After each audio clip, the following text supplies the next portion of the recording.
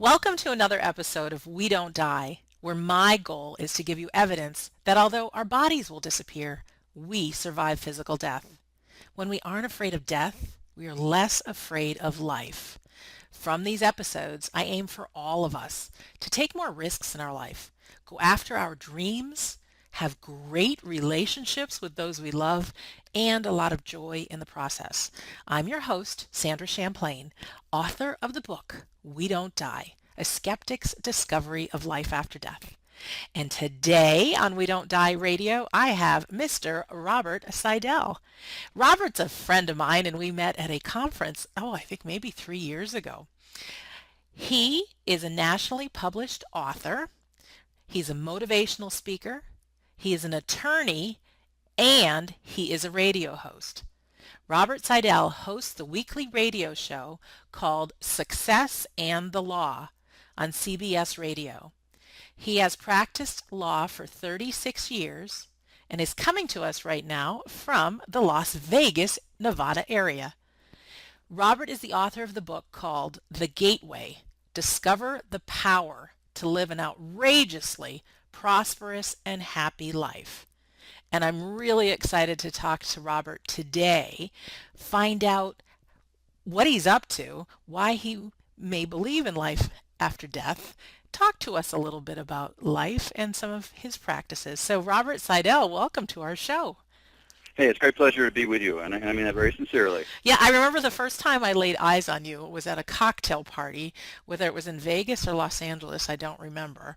But we swapped books, and I just remember holding your book in my hand and just being so blown away by who you are, and that this famous man wanted to talk to me, and you're an incredible human being. So I'm just delighted that we're friends now, and that we're here. Well, thank you you very, very much. And I want to honor you and for the contribution you're making. Oh, and thanks. by the way, I want to say this to you. This whole idea that we die. I mean that we don't die. That we go on beyond the end of our bodies. I think is extremely, and I underscore, extremely important for that message to get out more strongly, because I'm observing. I have multiple friends that really think that they're just bodies, Right. and then and which changes the whole way you live your life. I guarantee it. It's a completely different way of living. Oh yeah, if there's no impact on anything, you can be as good a person as you want to be, or as bad a person, or not be responsible for your actions and not care, right? Well, and not only that, it leaves people with a lot of people that have that philosophy will sort of say, well, it's just trying to grow up and face that's the truth. I mean, I've heard that exact remark. Right. And by the way, that worldview has become extremely prevalent in Europe now, to the point where it's almost the dominant worldview in Europe and England. And it's just kind of like we've grown up, we face the truth, and we're just material bodies, and let's just wake up to that reality. The problem, there is a huge problem with that, Sandra, and direct this any way you want, but I'm just going to say it to you. Okay. The problem is that it leaves a person feeling like, well, I'll give you a perfect illustration. I won't mention his name, but there's a well-known entertainer here in the United States that I heard giving a presentation at one of the hotels here in Las Vegas where I live. And his comment is, I don't believe in God. He goes, I figure life's just about how to distract yourself between the time you live and till the time you die. and if that's really, see, if you're just a body, that is all it is. Yeah, of course. And that ultimately, no matter some people, they had a whole billboard thing in England which said a whole campaign sponsored by Richard Dawkins and some other people saying that be happy, there is no God, enjoy your life. Like somehow that's going to make people happier. And again, I'm not right now trying to tell anybody what path they need to follow, but the thing is, if you think that's true, it might seem like it gives you some momentary sense of happiness, but eventually it just leaves you to that other place we're talking about where there's no meaning whatsoever to anything, and leaves you to a kind of a despairing outlook on reality. Yeah, and my dad used to say something, I forgot the expression, but it was kind of like, if you believe it's true, it is. If you believe it's not, it's not. And so whatever we focus our sights on, like if you and I were going on a trip to Hawaii and we would notice every single Hawaiian shirt that's walking around Vegas, you know? Um, and if we're looking for, and I think you've probably had this happen in your life too. The more I've been grateful, the more I want to say expected miracles, or I've expected these awesome synchronicities, those happen. So if you direct your attention to this body's it, this is, it's over when it's over, you're going to find a lot of evidence to that as well, and not have a very fulfilled life, probably. Yes, that is, but I wouldn't even go, yes, that's absolutely unbelievable, absolutely true. Now, I want to even go a step further and Okay. say here, I'm going to tell people what I think is extremely good news, which is that, yes, we want to believe all those things, absolutely. The good news is it's not a matter of belief, it's the truth. That's the good news.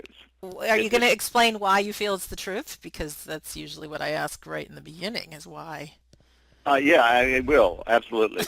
And No, as you probably suspected. No, but no, I absolutely, and yeah, anybody listening to this, I really want to share that with you, because all of us have a different gift of our birth. yes. And the gift of my birth is that for some reason I'm a very spiritually sensitive soul, and I pick up a lot of things that maybe other people don't necessarily pick up, and any better at all. It just means that I experience things. And Right. I can tell you now, I realize now, looking back over my lifetime, even from the time I was like a teenager, when people close to me died, a lot of times I would feel this really strong presence after they died for days, especially days later. Hmm. And if I felt close to them, and I remember thinking, oh, that was the person's experience, but presence, I mean. And in other words, their soul was communing with me. And I did not know how to put it into words back then, but now, this is many years later, it's like, how many years later? 40 years later at least, 45 years later, there's a number of people, I mean, a lot of people, but I'll give you one specific example, two examples actually. One relates to my mother. Okay.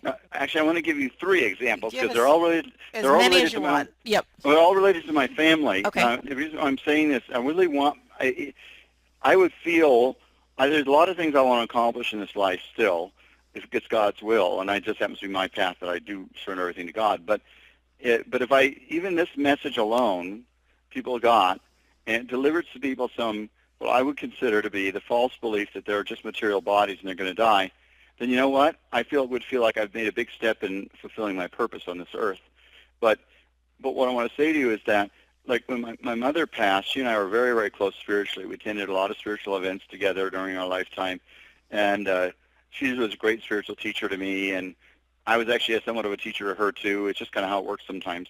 And anyway, when she made her transition, that's the word I use since I don't believe we die. Hmm. No, we don't actually. Um, for 3 days, a lot of people say, well, grief is inevitable. And I've gone through grief too, so don't get me wrong. That can be a Right. very real part of losing somebody. And Yep. I don't, by any means, by the way, anybody out there going through grief, I have great compassion for you, and I grasp it. I've been through it too. But in this particular case, with my mother, there was absolutely no grief. It was just the opposite. I was filled with so much joy and happiness. And a lot of people, I tried to tell this to people, and a lot of people just can't really let it in, but I'm going to say it now anyway. Okay. I was actually filled with so much happiness and joy that I was actually filled with laughter and almost a giddiness.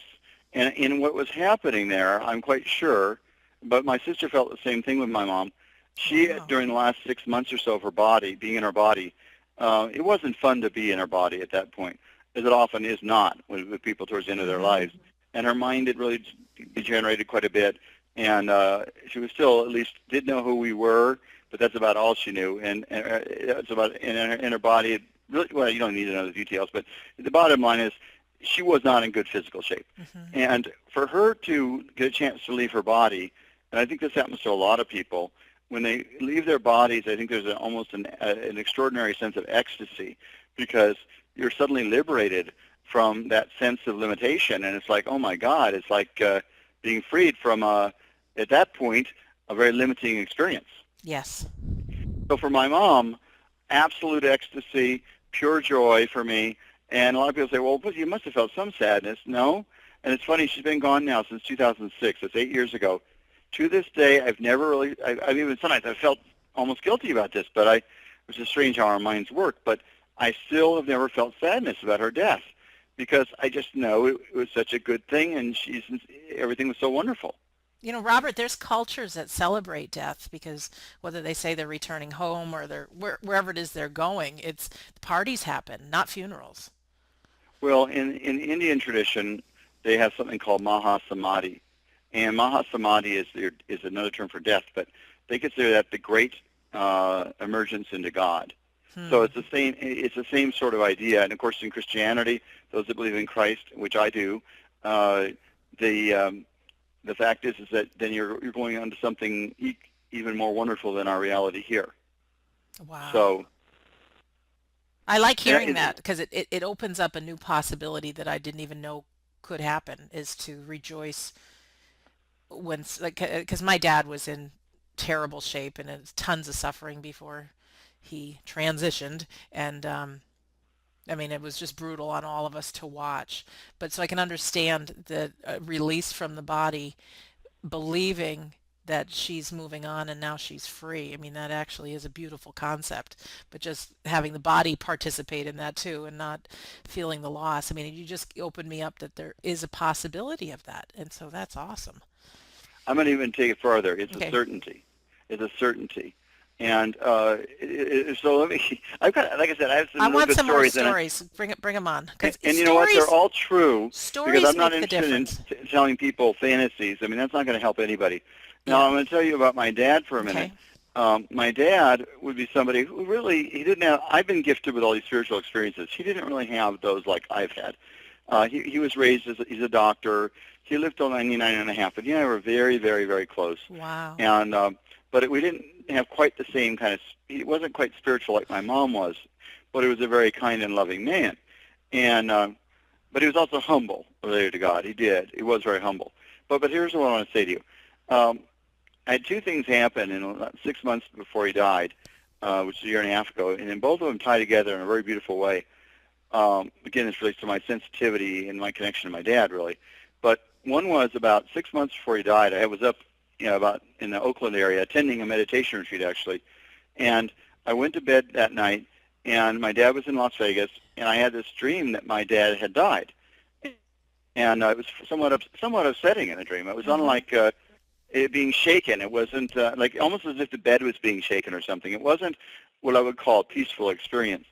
And I thought, oh, that's really weird. I don't think I've ever actually dreamed he died. I wonder if he died because he was 99 at the time. Right. Um, so I called the next morning, Sunday morning. I halfway expected to hear he had died, so I asked his assistant who picked up the phone. I said, well, how's my dad doing? She goes, well, let me let you talk to him. I thought, oh, that's interesting. I wonder why she said that. So he got on the phone, and I said, Dad, so how are you doing? He goes, well, Bob, that's a funny thing. He goes, last night I almost flew away.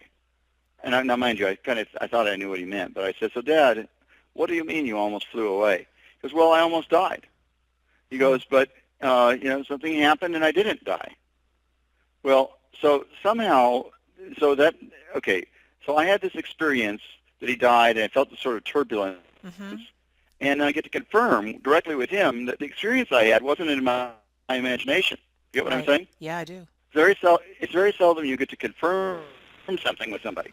And now I want you to skip to 6 months later, and I spent New Year's Eve at his house on 2013. It's the only night I'd been there for like 4 years at his house, even though I lived in the same town. I didn't normally spend the night at his house.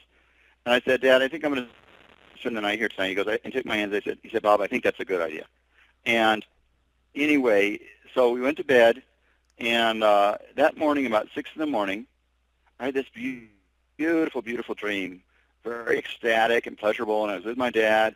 And we were sitting somewhere, and there was this beautiful breeze coming in the window, and it was just ecstasy. It was so joyous that I was thinking, wait a minute, even in a dream I remember dreaming, I got to remember what's making my dad so happy because I'm going to have to keep this going. This has actually happened in my dream. Mm-hmm. Yeah, like I said, I remember these things, and then I woke up shortly after. I thought I better go check on my dad.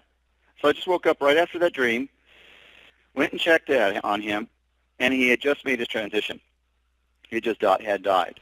Wow. and uh, and it was absolute peace. There was no sense of sadness either. It was just like having had that ecstatic experience, and having had the one where it wasn't ecstatic 6 months earlier, Mm-hmm. and being able to confirm it with him, it made me know, the two put together, that it wasn't my imagination. It was really he was really visiting me. He left his body and then visited with me and communed with me and shared that message with me on his leaving. Robert, do you feel that those two dreams are clearer and were easier to remember than your normal dreams? Well, Sandra, you just asked a very profound question, and I'm not saying this to be nice to you. I'm actually just saying the truth. Thank you. Um, there's different kinds of dreams I've had in my life, and Abraham Lincoln had a lot of spiritual dreams, and some of the times I think I'm a little like him, and and he was more openly spiritual, believe it or not, than most of the presidents we've had in this century. Mm-hmm. Um, but nonetheless, yes, I have two different kinds of dreams. One kind of dream is very different than just a regular dream. It's like something has happened. It's as if you touched into another dimension. And which leads me, I want to specifically speak about this, leads me to my third experience with my younger brother that passed away from cancer. Now, my younger brother actually was somewhat of an atheist for a long time, not because he was rejecting God, but only because he couldn't logically understand how God could work. In other words, he was like a lot of people in our society today, which is very logical and very scientific and very much material-minded. So he couldn't really imagine how you didn't have your brain in your body. How could you be conscious? That was going on in his mind. Right. So he got pancreatic cancer, and he lived 2 years before he died, which was a miracle by itself, believe me. Wow. And a full 2 years when he was at the stage where when he first diagnosed, it spread to his brain, his lungs, everywhere. And he still lived a full 2 years. But so before he died, about 3 days before he died, he was in hospice, and I ended up talking to him, and I said, we talked about him giving us a message. My wife and I were there. He says, okay, well, and he was very conscientious, a very loving, kind person. And he said, well, if I can give you a message, I will, but I have to figure out a way to do it because I don't want to interfere with anybody else's free will. I don't want to interfere with anything, but I'll figure out a way, if I can do it, that you'll know that I communicated with you. Oh, that's And incredible. believe it or not, Wow. yeah, he actually gave that exact set of criteria to me. Okay. And so then I can't, this is the only part I'm not quite sure. No more than 3 months had gone by. But about 3 months went by, let's just say, I had this dream, one of these same kind of spiritual dreams. And this time, it was like as if I was lifted up in a cloud, and there was like lightness and white light, and my brother was talking to me. And I just was going on and on and on. He was talking to me, and suddenly I woke up. What often happens after a dream like that, you wake up and think, oh, I was just talking to so-and-so. You just realize it suddenly. Yes. Well, so just as I woke up saying that, my wife looked over to me and said, guess what? I was just talking to your brother Jim. Now, here's the thing. My wife she's a very loving, kind person, but she has not had in fact, that's probably the only spiritual experience I can ever remember her telling me about. So she's not like me, she's not inclined to imagine things, believe things. She'll definitely tell you what she thinks. She won't say things to be nice. She'll say exactly what's on her mind. Right. And the fact that she woke up before I even said one thing, said Jim had talked to her, and the same night that I just woke up and Jim had talked to me, that was the answer. The fact that he communicated to both of us the same night was proof to me that he had been able to communicate to us. That's great. You've been practicing law for 36 years? Well, yeah, actually 37 now, but 37. And I'm just trying to picture out young Robert. Have you always had the spiritual side? I've always had a spiritual side, but when I went to law school, it's funny because I just had lunch with the lady. I was recounting her my spiritual journey. But the bottom line is, I went through close to an atheistic phase at one point. Uh-huh. Just was really still agnostic, but in the sense I was acknowledging I didn't really have the answers. But but at the same time, I really figured, well, God probably is not real. It's probably just a fantasy, which is where a lot of people are at, and I have compassion for that place. Um, but I will tell you this. Young Robert, when I was 10 years old, really loved the Bible, and I was actually on a TV show where they're asking me biblical questions. Believe it or not, when I was like 10 years old, 10 or 11. Interesting. And then, so I've gone through several different stages in my life, but in my late 20s, I went through a real profound awakening, and since that time, it's never gone away. I mean, I've been absolutely focused on awakening the potential of my soul and my relationship to God every day since then. Oh, that's great. Can I read something to you? I Sure. just found it in my book because you brought up Abe Lincoln, and I think we all respect honest Abe. Abe Lincoln actually saw his death in a dream before he died, and this is on page 67. Those of you who have my book, We Don't Die, can find it there. And this is Abe Lincoln writing this. About 10 days ago, I retired very late. I had been up waiting for some important dispatches from the front. I could not have been in bed long when I fell into a slumber, for I was very weary. I soon began to dream. There seemed to be a death-like stillness about me. Then I heard subdued sobs, as if a number of people were weeping. I thought I left my bed and wandered downstairs. There was a silence. The silence was broken by the same pitiful sobbing, but the mourners were invisible. I went from room to room. No living person was in sight, but the same mournful sounds of distress met me as I passed along. It was light in all the rooms. Every object was familiar to me, but where were all the people who were grieving as if their hearts would break? I was puzzled and alarmed. What would be the meaning of this? Determined to find the cause of a state of things so mysterious and so shocking, I kept on until I arrived at the east room, which I entered. There I met with a sickening surprise. Before me was a catafalque on which rested a corpse wrapped in funeral vestments. Around it were stationed soldiers who were acting as guards, and there was a throng of people, some gazing mournfully upon the corpse, whose face was covered, others weeping pitifully. "Who is dead in the White House?" I demanded of one of the soldiers. "The President," was his answer. "He was killed by an assassin." Then came a loud burst of grief into the room, which awoke me from my dream. Abe Lincoln. And then I go on to say in the book that he saw his assassination in the dream, and after his death his casket was in fact put on a platform in the East Room where the soldiers were stationed to act as guards. So he saw it just the way it had happened later on. Uh, yes, as a matter of fact, as you might imagine, since I mentioned Lincoln, I'm aware of that. As a matter of fact, he had a lot of dreams during his lifetime. Even the day he died, he had a dream. He was on this very rapidly moving water or something, and it usually preceded some great change in his life. Hmm. I think that was the very day he died. But so you know what? I can only tell you I've had prophetic dreams too.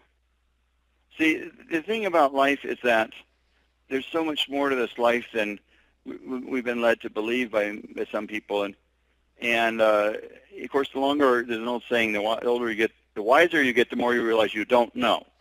And I know that's good news and bad news all at the same time. it's yes, I guess you could say it's good and bad news. I look at it mostly as good news Oh, I know. because it's mostly a matter of just becoming very, very humble as you Yeah. face the infinity of reality. But I think that's a perfect example, though, that we can have these sorts of dreams. And I want to tell you one other funny story about Yeah. somebody, a life after death experience Hmm. for your listeners. I was ordained as a minister in 1983 or 1980, somewhere right in that neighborhood. No, it was maybe 1984.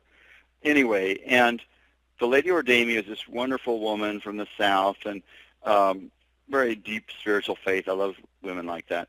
And anyway, so she actually performed my wedding also. She's one of the ministers who performed my wedding. But anyway, about a couple of years after we were married, I got the call that her husband had died, and they've been married 60 years. Now, that's another story, a little like with my mother. a lot of when I saw her, and then I had to go pick her up at the airport about a month or so after he died. Hmm. I wasn't really quite sure what to expect. I didn't know if I was going to encounter, a woman who's in deep grief and absolutely lost, or what the story was, what it would be. I mean, now you're going to laugh at this, and again, for your listeners, I hope they will always remember this story. Okay. Uh, she said to me, I said, so tell me, how are you doing now that your husband has passed? Because I have a tendency to talk to people about what's really, real issues for them Yes. instead of avoiding them. And and this is almost an exact quote.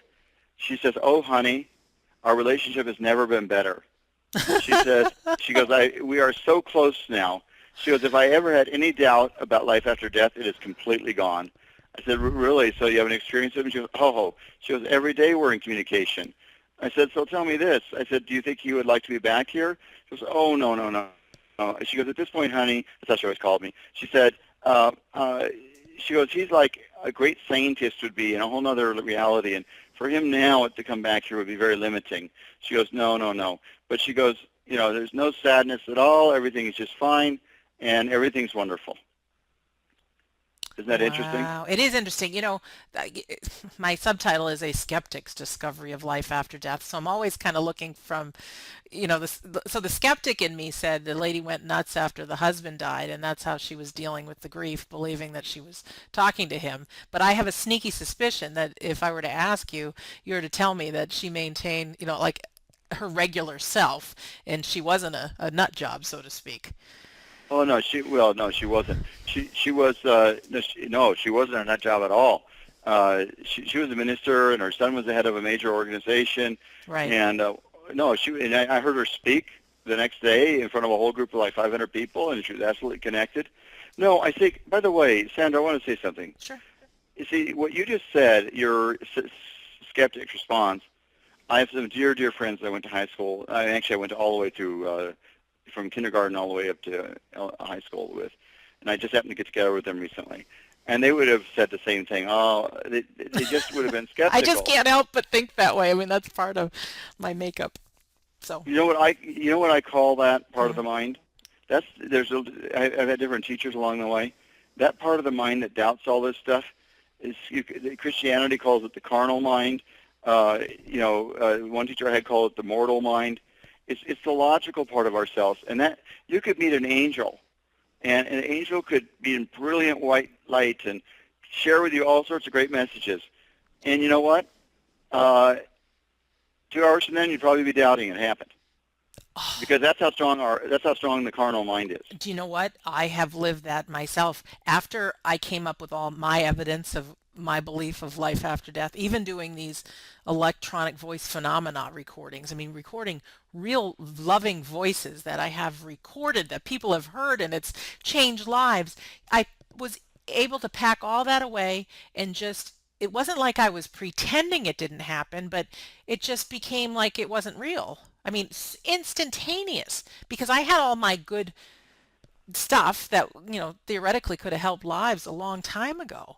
But it wasn't until just a couple years ago that I came out with it. So I didn't realize that that's just a part of an automatic thing about this carnal mind that we do that. Yeah, I mean, I've had, yeah, I mean, I could, like I said, I've had a lot, for some reason, as part of my destiny, maybe soul purpose, that I've had a lot of those kinds of supernatural experiences. And as a result of that, but I will tell you, in spite of that fact, the logical mind always wants to reassert control, and it wants to, because it doesn't understand any of that. So the logical mind wants to explain it away. Oh, I must have been imagining things. Oh, maybe I made it up. Mm-hmm. And so then when you hear a story like with my mother, some people will hear that, oh, well, he was just fantasizing something. Now, my sister and and I had the same experience, and it was so real that it's not a fantasy for me. I know it's real. But see, if somebody wants to, they can explain away anything. And and again, I'm not trying to be critical of people like that. That's just the nature of our doubting minds. And but I come to realize something. You can't prove to anybody anything, No. because if they're not open, they're going to always. It doesn't matter. Like I said, an angel could be here in front of them, and they're going to still doubt it. Right. They're going to say, you know what they're going to say? What? I'm hallucinating. That's all they'll say. I'm hallucinating. Speaking of hallucinations, I had Dr. Peggy Sartori on the show, who in the UK has done more research on near-death experiences than anybody, has her doctorate because of the thesis she wrote. Anyways, we were talking about people who have these visions into heaven or the hereafter just moments before they die. And she says Right. first of all, a lot of nurses believe and a lot of doctors don't, who aren't right there presently by the side when somebody passes away. But Right. she said that she actually, on several occasions, wanted to distinguish whether this was a hallucination or the real deal. So people that were speaking to their already deceased spouse who or whatever it was, I mean, she'd go in, she'd ask them what the date was, what they had for breakfast. I mean, really specific things. And who are you talking to?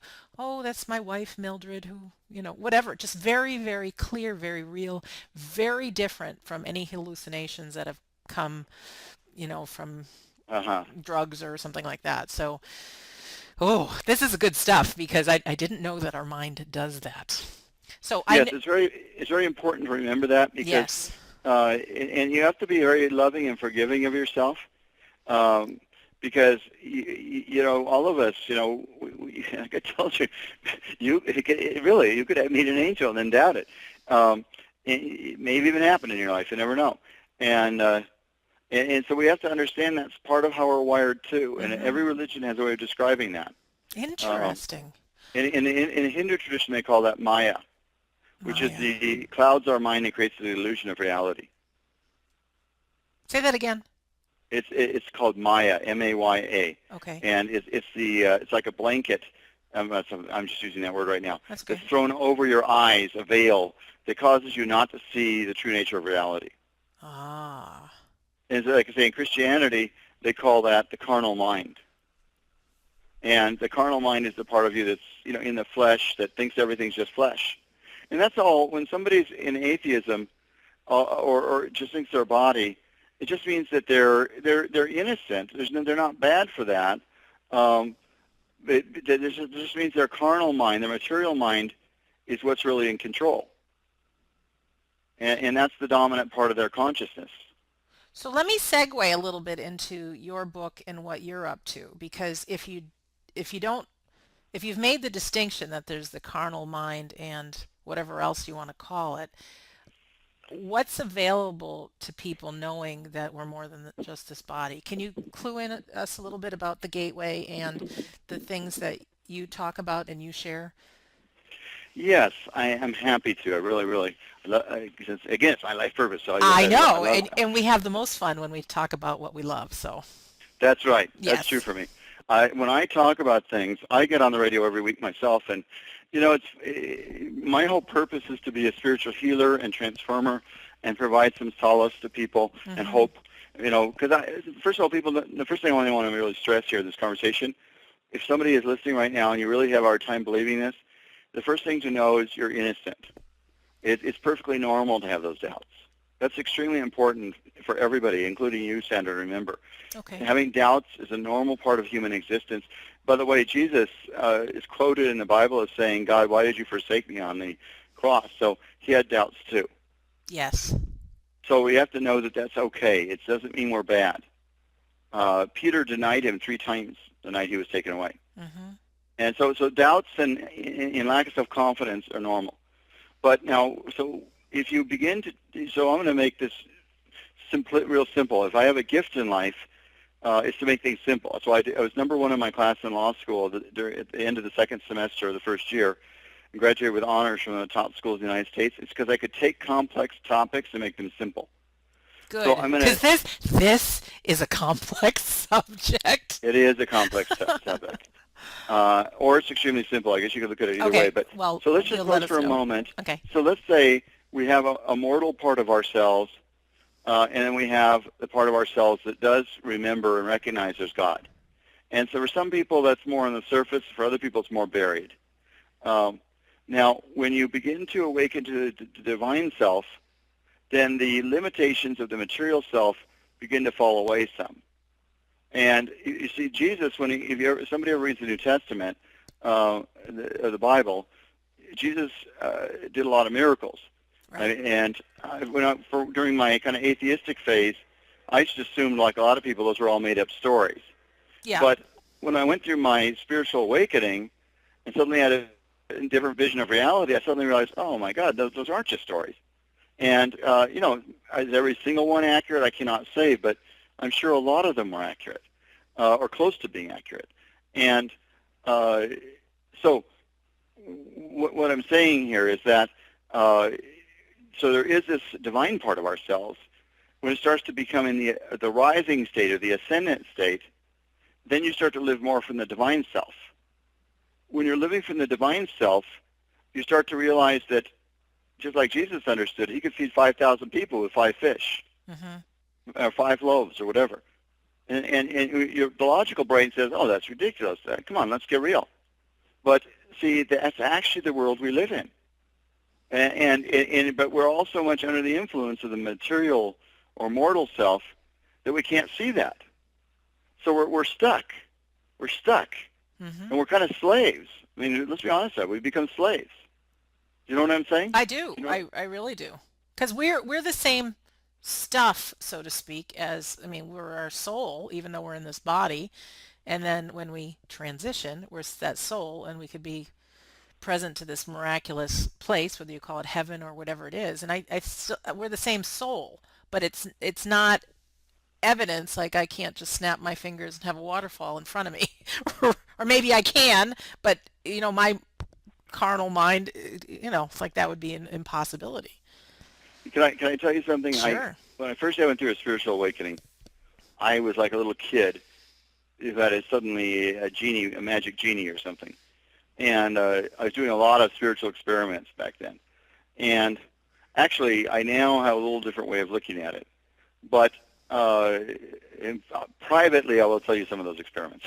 But is there one you can share with everybody? Because I'm trying to think. I'll tell you one. I have some other ones that are a little more extreme, but I'll share those with you personally. Okay. But I want to tell you one, just a reminder to me that we live in an infinite and miraculous reality. Okay. I had this very profound awakening where suddenly it's almost like the veil, that Mayak veil, the carnal mind, was kind of lifted from my consciousness.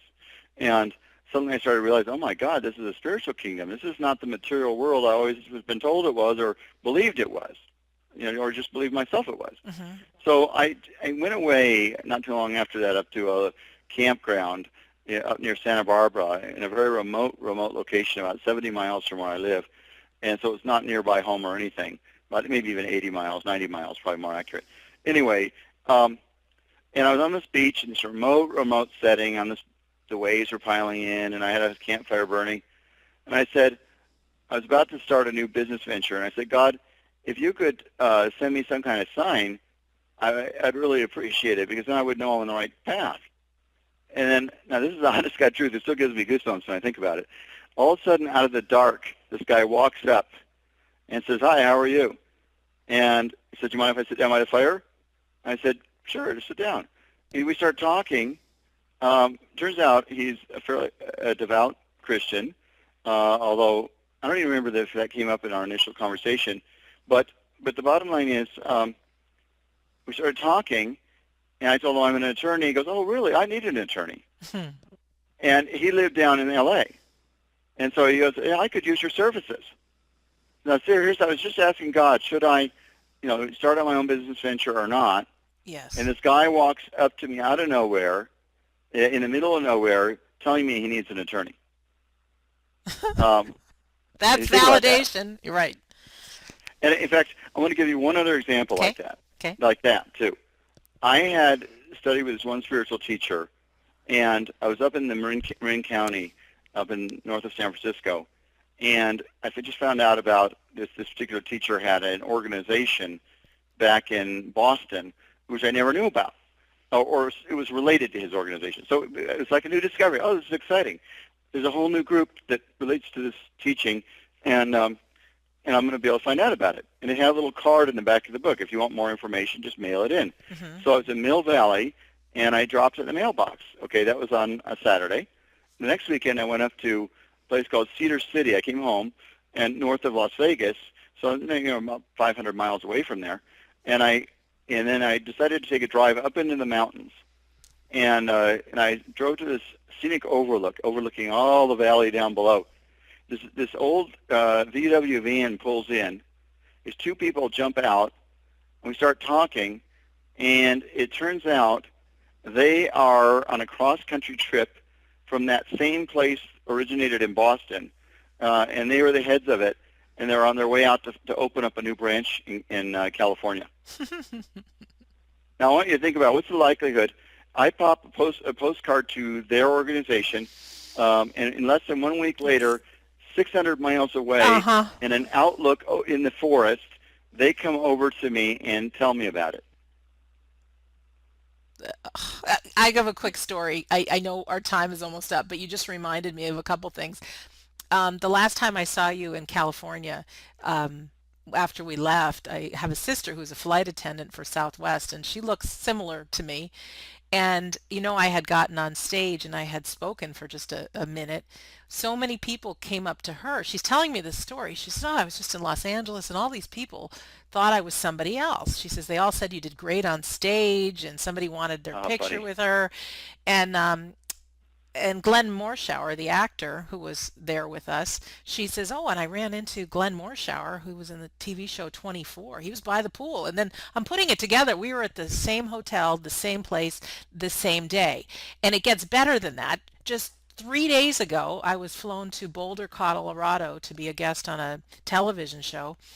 And I make a post on Facebook that says, I'm excited. I'm going to be George Norrie's guest on Beyond Belief. I'm in Boulder, Colorado today. I get a text message from my sister. She says, I just got home. I spent the whole day in Boulder, Colorado for the very first time. I've never been there. Her car was parked right in front of my hotel while I was inside. Out of all the places in the world, what's going on there? And it's, you know, I don't even know what you call it, except for it's cool when those kind of things happen, and Well, to look for those. in fact, you asked me about my book. And it's called The Gateway, in case anybody's interested in it, and by me, Robert Sidell. Hmm. And here's the thing I want to say about it. My book was based on, believe it or not, I jokingly say I was a slow learner because some people teach, as we both know, Craig Duswalt teaches you can write a book in 30 days. I said mine took 30 years to write. But Yeah. this is a vision for over 30 years I had, which was, what if you could write a book that wasn't just words, but could put people into touch with their own miracle-working ability, their own ability to rise up, like that Christ was talking about, and that Jesus was talking about. And so, so I went away and wrote this in a private retreat over the course of about 2 years. Hmm. But the vision had been in my conscience for about 30 years. So the book is designed to bring you into alignment with the kind of synchronicities that you're talking about, so that you suddenly start to become in the right place at the right time. That's the whole idea of this book. That's That's actually great. what God wants us to be. That's how He wants us to live in this world. Well, and it's fun, and it reminds us that there's a bigger picture. I know our time's coming to an end here, Robert. So, any last minute words of wisdom? You're awesome, and I can't wait to see you again. Well, Sandra, you're an inspiration to me. You really, really are. Yeah, thank And, you. and folks, you got to get our book because it's going to be a New York Times bestseller soon. Oh, that's my And book. We Don't Die. your Thank you. book I'm Thank talking you. about, yes, your book, Thanks. yeah. Well, and go ahead. Sorry. No, you go ahead. No, I'm so excited. I interrupt people all the time. But go ahead. What were you going to say? Because then I'll wrap it up. No. And since I don't know if you were about to say this, but I'll say it anyway. Okay. And if anybody wants to find out more about my book, they could type in Gateway Book, actually, thegatewaybook.com, thegatewaybook.com, and that brings up a whole little website that has some positive messages from me, and also has a little tab on Gateway, and there's an easy way to order it if they're interested. But Oh, the real perfect. the purpose of this book is to just heal people and help them feel happier and better in their soul. It's very, very simple and easy to understand. That's the thing I like best about it. Thanks. And thanks for sharing that site. I was going to share your robertsidell.com site, which Sidell is spelled Sidell.com, and also a very easy way to see the handsome Robert Sidell, what he looks like, who this guy is that we've been talking to, is when you go to WeDon'tDieRadio.com. You can see Robert's picture, and then I'll have his link to both of his website and thegatewaybook.com below it, and a little bio, and then you can check out Robert and some of the other guests. So Robert Sidell, it's been a huge pleasure having you on We Don't Die today. And for our guest, I know there are many places you could have been right now, and you chose to take this time with Robert and I hope it's been of value. I think it has. It's been fun for me, so I always hope it is fun for you too. So in closing, just a quote that I have inside my book. There's more to life than meets the eye. There is more to you than you know. So we learned a lot about that from Robert. And I always say this, that I believe life is an education for the soul and that your life here on earth is important. So be open to those miracles. Beware of the carnal mind that's going to try to convince you that things are not real. And this is Sandra Champlain. Thanks again for being my listener here on We Don't Die Radio. And we'll